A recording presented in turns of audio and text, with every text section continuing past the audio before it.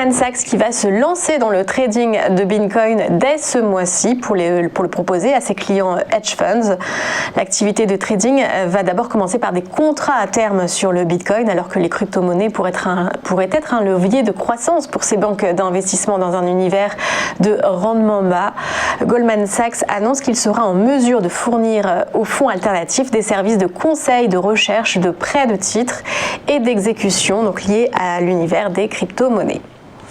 Et la banque, c'est en revanche peut-être bientôt fini pour Orange, qui cherche à céder les parts et le contrôle de sa filiale Orange Bank.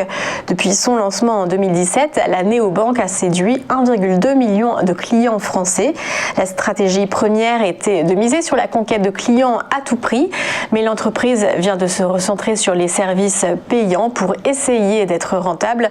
Ainsi, la banque cumule les pertes depuis sa création, environ 200 millions d'euros par an, ce qui fait qu'à chaque fois, c'est Orange qui est obligé de remettre de l'argent dans l'activité. Selon les Échos, c'est la banque Barclays qui aurait été mandatée. Et la crise sanitaire n'a pas seulement touché le secteur aéronautique par la réduction du nombre de voyageurs, elle a aussi fait perdre aux compagnies aériennes une partie de la valeur de leur flotte, en moyenne entre 10 à 20% de l'ensemble des avions, avec des différences selon les appareils.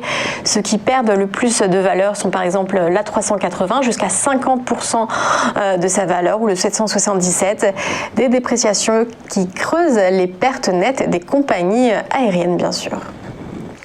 Et du côté des marchés financiers, plus 0,29% hier pour la séance d'hier sur le CAC 40, une clôture au-dessus des 5809 points précisément.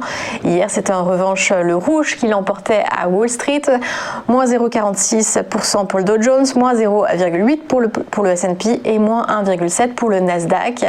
Quelques prises de bénéfices notamment sur l'action Zoom après ces résultats. Vous retrouvez tous les chiffres de cette clôture sur notre site tvfmedia.fr, ainsi que le Treasury Bond, le taux de 10 ans américain qui redescendait légèrement cette nuit sous les 1,407%. À suivre aujourd'hui, on aura les chiffres, les PMI services un peu partout dans le monde, et puis aux États-Unis, le rapport ADP sur l'emploi.